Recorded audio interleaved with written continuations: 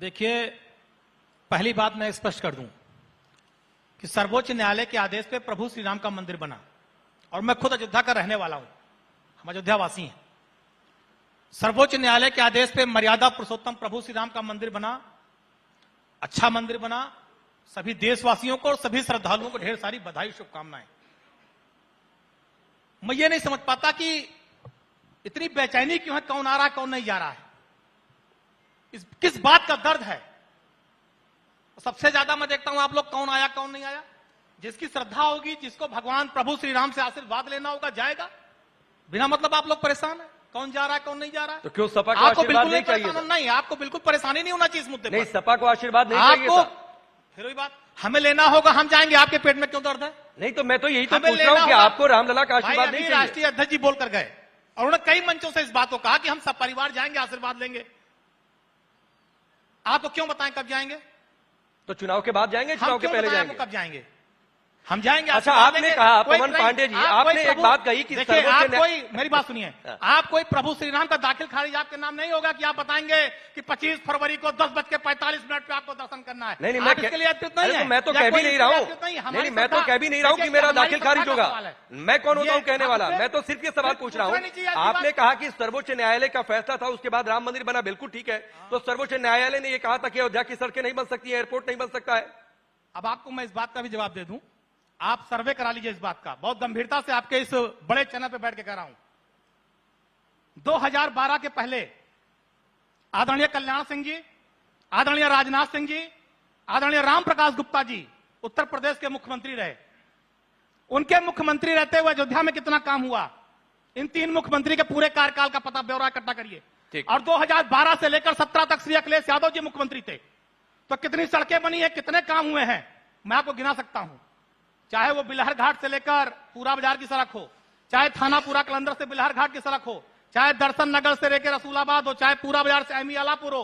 20 करोड़ की लागत से मुख्यमंत्री जी ने त्वरित आर्थिक योजना से अयोध्या की गलियों में इंटरलॉकिंग सड़कें बनवाई। भजन स्थल, आज जहां पर डेली सांस्कृतिक कार्यक्रम हो रहे हैं, उस भजन स्थल का शिलान्यास पूज्य ज्ञानदास जी महाराज और श्री धराचार्य जी की उपस्थिति में श्री अखिलेश यादव जी की सरकार में हुआ। ढेर सारे काम हुए। अयोध्या में बंदरों के उससे बिजली के तार टूट जाते थे। अंडरग्राउंड सीवर, अंडरग्राउंड बिजली केबलिंग का काम श्री अखिलेश यादव की सरकार में 2014 में चालू हुआ। सीवर का काम 2014 में अयोध्या में चालू हुआ। तो ऐसा नहीं कि समाजवादी पार्टी ने अयोध्या में काम नहीं किया। अयोध्या में समाजवादी पार्टी ने सड़क बनाया, बिजली भी दिया। मेडिकल कॉलेज का निर्माण समाजवादी पार्टी के समय प्रारंभ हुआ। गंजा गांव में हमने जमीन दिया। आज 300 सैया अस्पताल जो चालू हुआ था दर्शन नगर में, जो आज मेडिकल कॉलेज में कन्वर्ट हो चुका है, वो समाजवादी पार्टी। चलिए राकेश जी, समाजवादी पार्टी ने काम किया है। आप लोग गलत आरोप लगाते हैं समाजवादी पार्टी पर। वो तो कह रहे हैं हमने बहुत कुछ किया। आप लोग धर्म की राजनीति कर रहे हैं। देखिए, इस सवाल पर जो इतना आक्रोश, इतना व्याकुलता आ जाती है ना, ये सवाल क्यों पूछा जाता है मैं बता दे रहा हूं। ये सवाल नहीं पूछा जाता अगर आपने सन 92 में कार सेवकों पर गोलियां न चलवाई होती, तो ये सवाल आपसे नहीं पूछा जाता। ये सवाल आपसे नहीं पूछा जाता अगर आप बाबरी मस्जिद तामीर कराने की कस्में ना खा रहे होते, तो ये सवाल आपसे नहीं पूछा जाता। हमने कहा था रामलला हम आएंगे, मंदिर वहीं बनाएंगे, और आप पूछते थे तारीख कब बताएंगे। ये सवाल इसलिए आज से पूछा जा रहा है कि अखिलेश जी कब जाएंगे, तारीख बता दीजिए। ये सवाल इसलिए हम पूछ रहे हैं। ये सवाल इसलिए हम पूछ रहे हैं क्योंकि 30 सितंबर 2010 को अयोध्या हाईकोर्ट से जब अयोध्या का फैसला आया, तो 2 साल तक बसपा की सरकार और 5 साल तक समाजवादी पार्टी की सरकार, लेकिन एक पन्ने का ट्रांसलेशन करने का काम इन सरकारों ने नहीं किया था। 17,000 पेजेस का ट्रांसलेशन पूज्य योगी आदित्यनाथ जी ने मात्र 4 महीने में किया, तब सुप्रीम कोर्ट में जल्द सुनवाई हो पाई है। इसलिए जो सीना ठोक के कह रहे हैं ना कि सुप्रीम कोर्ट का फैसला आया है, यह बिना उत्तर प्रदेश की योगी आदित्यनाथ सरकार और केंद्र की नरेंद्र मोदी सरकार के बिना नहीं आ सकता था। यह फैसला हमारे प्रयासों से आया है। इसलिए हम इस बात को बार बार कहते हैं कि प्रभु राम के मंदिर के मार्ग में जो बाधाएं थी, वो भारतीय जनता पार्टी ने दूर करने का काम किया है। और आपको तो अभी विधानसभा अध्यक्ष जी ने कहा कि आपके विधायक और आपके विधायकों ने यह प्रस्ताव किया था। आपकी पार्टी के मुख्य सचेतक थे, उन्होंने प्रस्ताव किया था कि रामलला का दर्शन करना चाहिए, लेकिन फिर भी आपने इसका बहिष्कार करने का काम किया है। यह अवसर था कि आप अपना परिष्कार कर ले, लेकिन आपने फिर बहिष्कार करने का काम किया है। अब आपका बहिष्कार करने का काम उत्तर प्रदेश की जनता करने का काम करेगी। देखिए, जो राम का नहीं वो किसी काम का नहीं। राम राष्ट्र पुरुष है, राम हमारी आत्मा है, राम हमारी चेतना है। और आपने राम को भुलाया, बिसराने का काम किया था। बाबर, अकबर और औरंगजेब को अपना पूर्वज घोषित करने का काम किया था।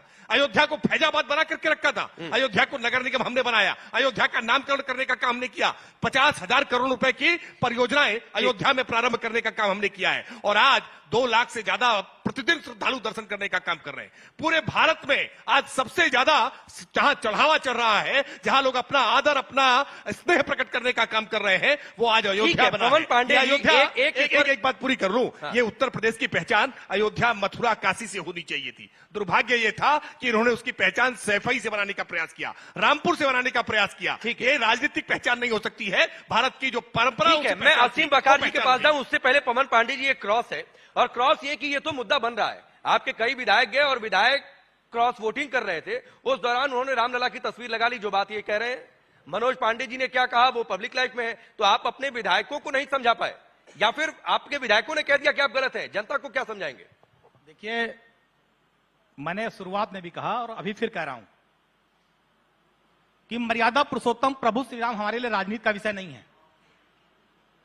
मर्यादा पुरुषोत्तम प्रभु श्री राम हमारे लिए पूजा का, तुष्टीकरण का विषय है। हमारे लिए प्रभु राम राजनीति का विषय नहीं है, तो क्या चुनावों में तुष्टीकरण का विषय है? वो हमारे लिए प्रभु श्री राम है, हमारे लिए आस्था का विषय, हमारे लिए राजनीति का विषय नहीं है। नहीं, मैं पूछ रहा हूं, क्या उनके सहारे तुष्टीकरण की कोशिश की जाती नहीं रही? मैंने कहा ना, प्रभु श्री राम हमारे लिए आस्था का विषय, राजनीति का विषय नहीं है। तुष्टीकरण वाले पर जवाब दीजिए। प्रभु श्री राम हमारे लिए आस्था का विषय, राजनीति का विषय नहीं है। वाले पर जवाब दीजिए ना। बता रहा हूं, प्रभु श्री राम आस्था का विषय, राजनीति का विषय नहीं।